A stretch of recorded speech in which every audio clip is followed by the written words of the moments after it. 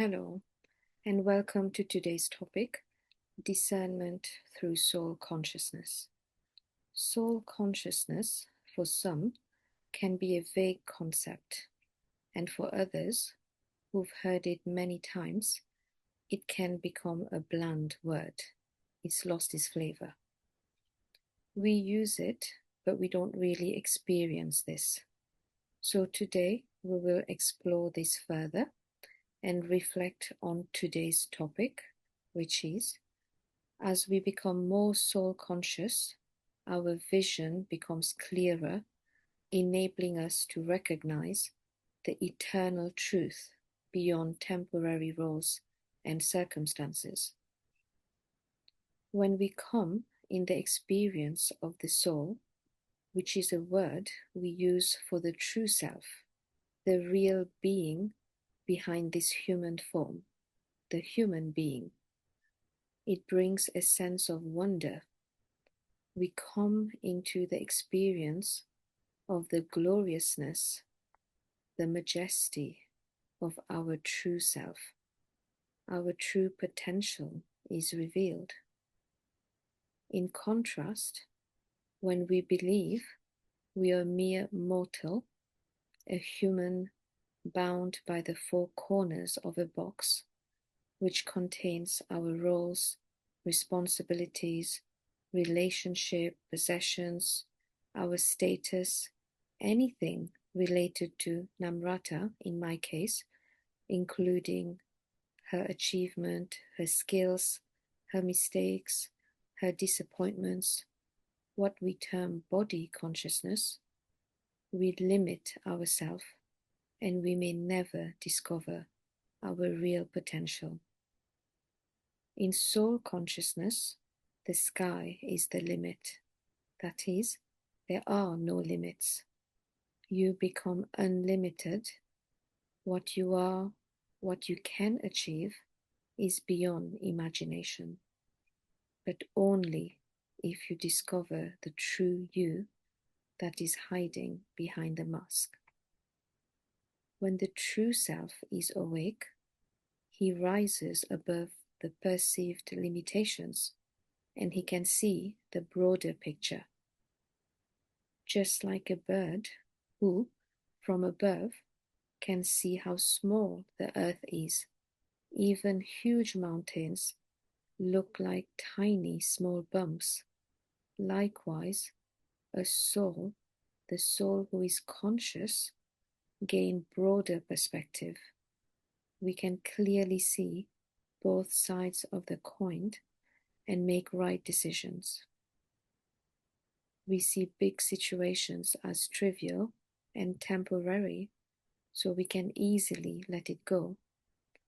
We find those small situations funny and laugh it off instead of being sensitive.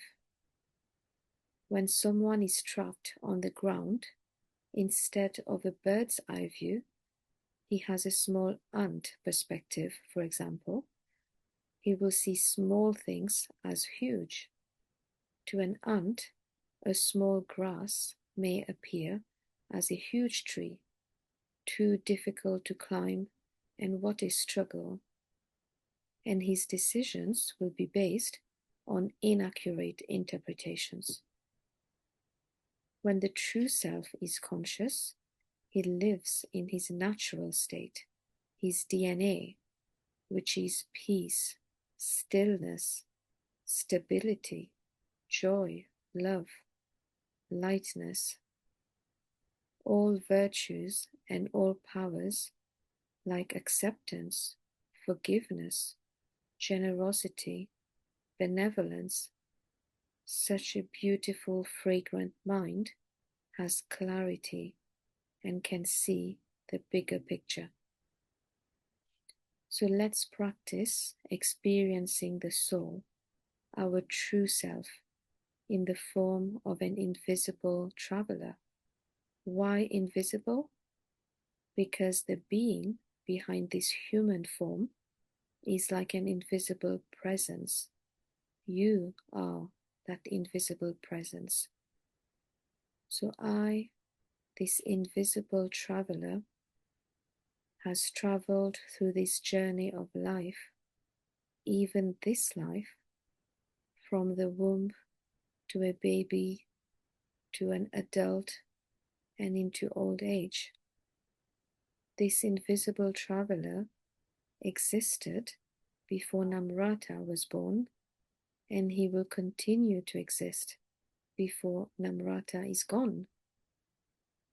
As a traveler who goes to a place of visit temporarily, he also understands he's here on a visit, temporary. Like a tourist in a foreign country, he enjoys everything, appreciates everything. Everything is amazing, the good, the bad, the ugly. Because he's on a temporary visit, he remains light about things. He doesn't take things personally because he knows he literally has come to go.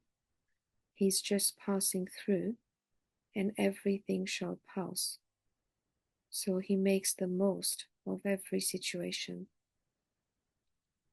He remains like an observer. He watches things, he listens, he finds things amusing and entertaining. He knows, as a tourist on a foreign land, he doesn't own anything in the first place, so he doesn't lose anything. He doesn't fear of losing anything. Even though he can take some responsibilities during his visit, at the end of the day, they are not really his, because he's just visiting. So he remains carefree. He's not careless because he fulfills those responsibilities, but he does them as a trustee, that is, without owning anything and without claiming that anything is his. After his visit is over, he happily goes home to rest, to get refreshed, and he's ready for his next visit in a different form, different body, different name, location, new exciting experiences. Tourists are the ones who enjoy the visit more than the residents. So when we come in this perspective, that is a soul perspective, or the invisible traveler, invisible guest, tourist, or the trustee, we find life more enjoyable. We are light-hearted and fearless. Hence, our quality of life improves dramatically. So let us practice this perspective of the soul repeatedly so we can shift this consciousness from the body conscious, which is a limited consciousness, to a limitless soul conscious. This is who we truly are. And in doing so, we will experience that our quality of life will improve and the clarity of mind will improve. We will make correct decisions and we will see big situations as trivial.